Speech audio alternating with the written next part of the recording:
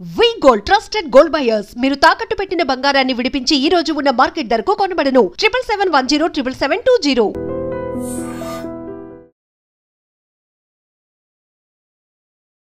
నమస్తే.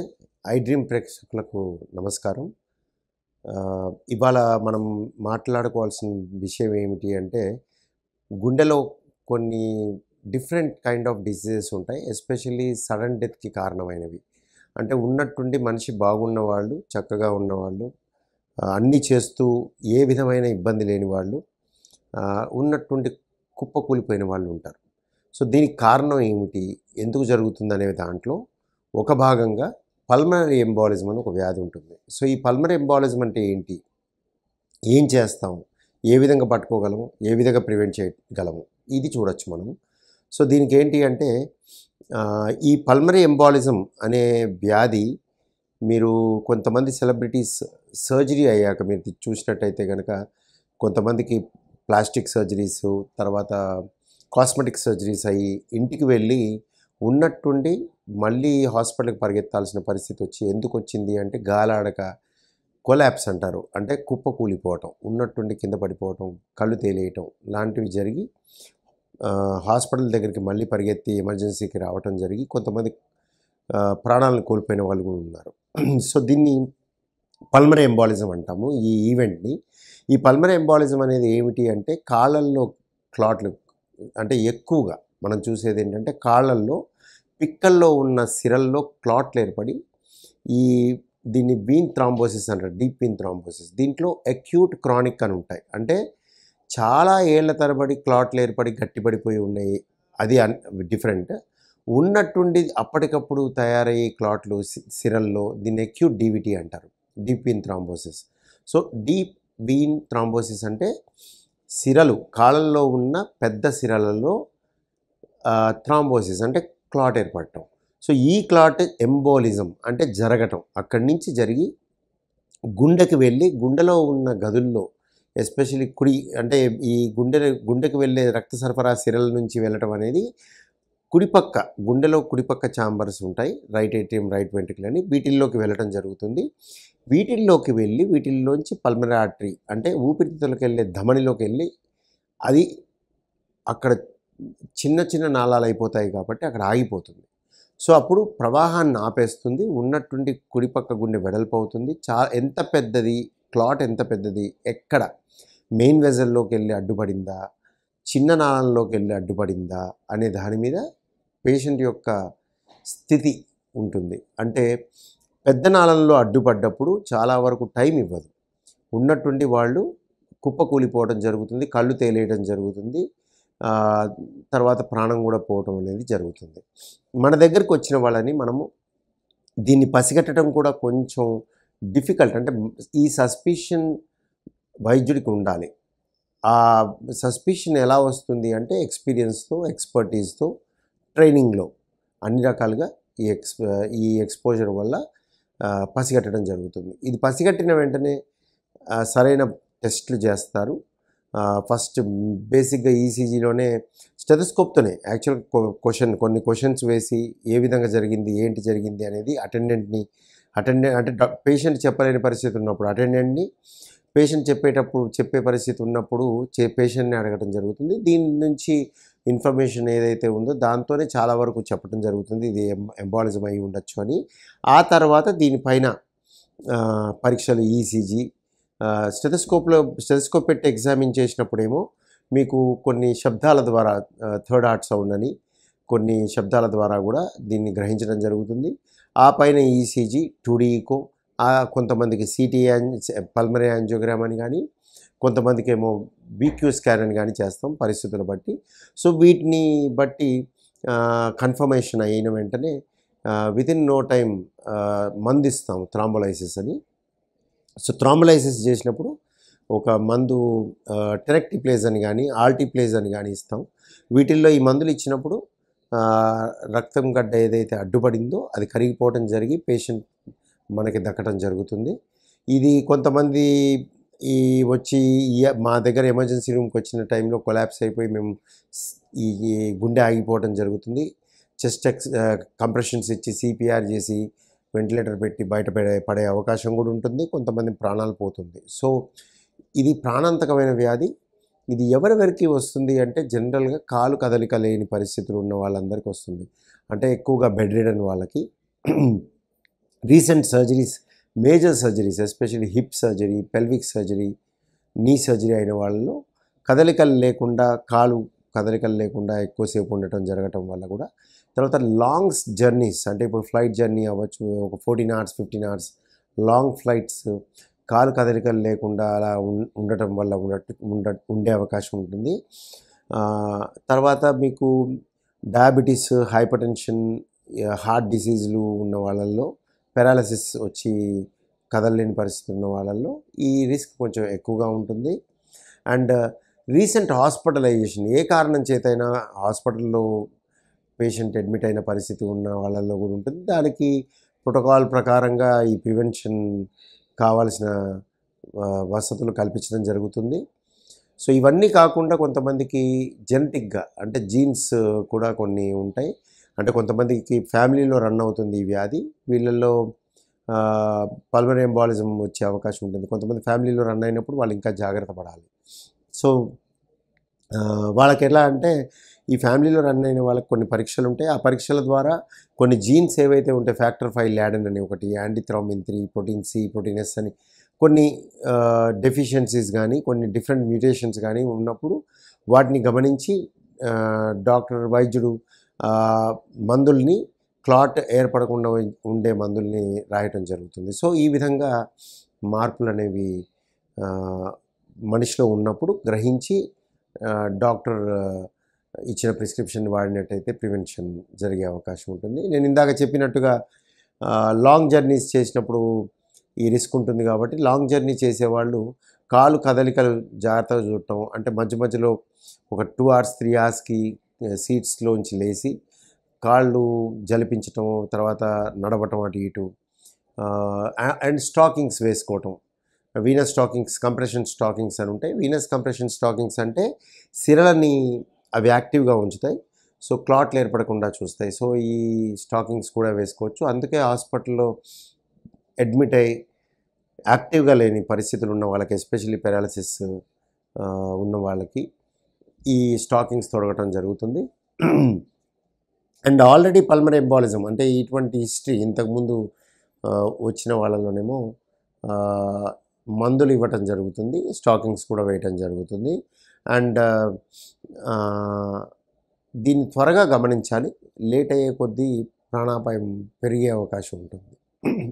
ఇందాక చెప్పినట్టుగా సర్జరీ అయిన వాళ్ళందరూ కూడా అప్రమత్తంగా ఉండాలి. ఎస్పెషల్లీ మీకు ప్లాస్టర్ క్యాస్ట్ వేసి కదలిక లేకుండా అంటే ఇమ్మొబిలైజేషన్ చేసిన వాళ్ళు వేళ్ళు కదిల్చటము, ఆ ఎక్సర్సైజెస్ ఏవైతే చెప్తారో డార్సిఫ్లెక్షన్, ప్లాంటార్ ఫ్లెక్షన్ అంటాం, అంటే కాల్ని జలిపించడం, మూవ్మెంట్ చేయటం, ఇవన్నీ చేస్తే ఈ అవకాశం తగ్గుతుంది. ప్లస్ పిల్స్ కూడా కదిలే వరకు, మనిషి కదలిక మొదలయ్యే వరకు కొన్ని పిల్స్ ఇస్తాము. నోవాక్స్ అని, నోవెల్ ఓరల్ యాంటీకోగులెంట్స్ అని ఇస్తాము. అవి వాడితే ఈ అవకాశం తగ్గుతుంది. సో ఈ విధంగా మీరు deep vein thrombosis, pulmonary embolism గురించి తెలుసుకున్నారు. సో ఇంకొకటి కాళ్ళల్లో దీనికి కొన్నిటికి కన్ఫ్యూజన్ ఉంటుంది. కొంతమందికి వ్యారికోజ్ వీన్స్ ఉంటాయి. ఈ వ్యారికోజ్ వీన్స్ ఉన్న వాళ్ళలో ఏంటి పరిస్థితి అంటే, దానికి ఈ డీప్ వెయిన్ థ్రాంబోసిస్కి ఈ పల్మనరీ ఎంబాలిజం, హార్ట్కి వచ్చే ఎలిమెంట్కి ఎంతవరకు లింక్ ఉందనేది కూడా కొంతమందికి అనుమానం కలుగుతుంది, ఈ లింక్ ఎలా ఉంది అనేది. సో ఈ వ్యారికోజ్ వీన్స్ అనేవి డీప్గా ఉన్న వ్యారికోజ్ వీన్స్ ఉండొచ్చు, సూపర్ఫిషియల్ వీన్స్ ఉండొచ్చు. అంటే పైన కొన్ని బ్లూగా కనిపించడం, మార్క్స్, చిన్న చిన్నవి వ్యారికోజ్ వీన్స్ ఉంటాయి. అవి పెద్ద ప్రమాదకరం కావు. కానీ డీప్ వీన్స్ లోపల ఏవైతే సిరలు పాముల్లాగా వెడల్పుగా ఉండి, మెలికలతో ఉండి పెద్దగా ఉంటాయో వీళ్ళల్లో క్లాట్లు ఏర్పడే అవకాశం ఉంటుంది. ప్లస్ మనకి ఇబ్బంది అంటే కాలికి ఇబ్బంది కలిగించే అవకాశం కూడా ఉంటుంది. అంటే ఇచ్చింగ్ అవ్వచ్చు, దురద అవ్వచ్చు, కట్ అవ్వచ్చు, బ్లీడ్ అవ్వచ్చు, అల్సర్స్ ఫామ్ అవ్వచ్చు, వీనస్ అల్సర్స్. వీటితో పాటు ఈ క్లాట్స్ కూడా ఏర్పడవచ్చు. సో వీళ్ళు సరైన సమయంలో డాక్టర్ని సంప్రదించినట్టయితే మీకు ఆ వ్యారికోజ్ వీన్స్ని వ్యారికోజ్ వీన్స్కి అన్నిటికీ ట్రీట్మెంట్ అవసరం ఉండదు. పెద్ద పెద్దగా ఉన్న వ్యారికోజ్ వీన్స్కి మాత్రమే ట్రీట్మెంట్ అవసరం ఉంటుంది. చిన్న చిన్న వ్యారికోజ్ వీన్స్కి ఓన్లీ స్టాకింగ్స్ వేసుకోవడం జరుగుతుంది. సో ఈ విధంగా వ్యారికోజ్ వీన్స్ ఉన్న వాళ్ళు కూడా అప్రమత్తంగా ఉండటం అవసరం. సో మనం చెప్పుకున్నట్టుగా దీనికి ప్రీడిస్పోజింగ్ కండిషన్స్ ఎవరెవరైతే రిస్క్లో ఉన్నారో వాళ్ళు అప్రమత్తంగా ఉండి డాక్టర్ని సంప్రదించడం, వీనస్ స్టాకింగ్స్ వేసుకోవటం, కదలికల్ని త్వరగా మొదలుపెట్టడం, మనిషి కదలటం, ఇవన్నీ అంబులేషన్ అనేది చేయటం, ఇవి చేసినట్టయితే దీనికి తోడు వైద్యుడిని సంప్రదించి వాళ్ళ సహకారం కూడా ఉండేటట్టుగా చూసుకోవటం, వాళ్ళ మందులు ప్రిస్క్రైబ్ చేసినవి వాడటం, ఈ వీనస్ స్టాకింగ్స్ వేసుకోవటం, ఇవన్నీ కూడా ఈ జబ్బుని ప్రివెంట్ చేసే అవకాశం ఉంటుంది. ఇప్పుడు చాలామందికి కొత్తగా పెద్ద సర్జరీ అంటున్నారు, కానీ సర్జరీ కాదు, తొడ నుంచే చేస్తారు, కాస్ట్ ఎక్కువగా ఉంటుంది, అంటే ఎక్కువగా ఉంటుంది, అంటే 10 లక్షలు, 20 లక్షలు, 30 లక్షలు ఉండే ఖర్చుతో, అంటే ఎక్కువ ఖర్చుతో కూడిన ప్రొసీజర్ చెప్పారు. ఇది సర్జరీ కాదన్నారు, కానీ తొడగుండా చేస్తానన్నారు, కార్డియాలజిస్టే చేస్తానన్నారు. కానీ ఇది ఎంతవరకు అవసరం? ఎప్పుడైతే డబ్బు ఇన్వాల్వ్మెంట్ ఉంటుందో, ఎస్పెషల్లీ ఎక్కువ డబ్బు ఇన్వాల్వ్మెంట్ ఉంటుందో, దీని మీద చాలామందికి ఇబ్బంది. అంటే ఒక్కసారి మనకి డబ్బు అంత సమకూర్చుకోవడం కష్టమవుతుంది. ఇన్సూరెన్స్ ఉన్న వాళ్ళకైతే ఓకే. కొన్ని సందర్భాల్లో ఇన్సూరెన్స్ లేకుండా, మనీ లేకుండా కంపెనీల ద్వారా వచ్చిన వాళ్ళకేమో ఇది సహకరించకపోవచ్చు. ఈ పరిస్థితి, అంటే ఈ ప్రొసీజర్కి జేబు నుంచి పెట్టుకోవాల్సిన పరిస్థితి ఉంటుంది. సో వీళ్ళందరూ చాలామంది కన్ఫ్యూజన్లో ఉంటారు. ఏంటండి అసలు ఈ ప్రొసీజరు ఎందుకు చేయాలి, చేయకపోతే ఏమవుతుంది, వేరే ఆప్షన్ ఉందా అని మన దగ్గరకు వస్తూ ఉంటారు. సో ఇవి స్ట్రక్చరల్ హార్ట్ డిసీజ్ ఇంటర్వెన్షన్స్ అంటాం. స్ట్రక్చరల్ హార్ట్ డిసీజ్ ఇంటర్వెన్షన్స్ అనేవి కొత్తగా ఈ లాస్ట్ డెకేడ్లో పుంజుకొని ముందుకు వచ్చాయి. సో ఇవి కొత్త ప్రొసీజర్స్ కాబట్టి ఇందులో ఇన్ఫ్రాస్ట్రక్చర్ ఇన్వాల్వ్మెంట్ ఉంటుంది. అంటే కొత్త పరికరాలు వాడటం, తర్వాత టీమ్ వర్క్, అంటే చాలామంది డాక్టర్లు ఇన్వాల్వ్మెంట్ ఉంటుంది, టీమ్ వర్క్ ఉంటుంది, టెక్నీషియన్స్ ఇన్వాల్వ్మెంట్ ఉంటుంది. ఈ కంపెనీ ఏదైతే డివైజెస్ కనుక్కుందో ఆ కంపెనీ ఇన్వాల్వ్మెంట్ ఉంటుంది. రీసెర్చ్లో ఏదైతే వీళ్ళు చాలా ఖర్చు పెట్టి దీన్ని ప్రూవ్ చేసి ఒక 20-30 ఏళ్ళ రీసెర్చ్ దీంట్లో ఉంటుంది. సో దీనివల్ల దీని కాస్ట్ ఎక్కువ ఉంటుంది. మెల్లమెల్లగా దీని కాస్ట్ తగ్గుకుంటూ వస్తుంది. ఆల్రెడీ కొన్ని ప్రొసీజర్లు 20-30 లక్షలు ఉన్నాయి, 10 లక్షల్లోకి వచ్చాయి. సో ఇలా ఈ ఖర్చులు తగ్గే వరకు ఇబ్బంది అనేది పేషెంట్స్కి ఉండటం జరుగుతుంది. సో ఇవి ఏమిటి అంటే, ఫస్ట్ మోస్ట్ కామన్గా ఇప్పుడు ఎక్కువగా వింటుంది టావర్ అని వింటూ ఉంటారు. Transcatheter aortic valve replacement, transcatheter aortic valve intervention అంటారు.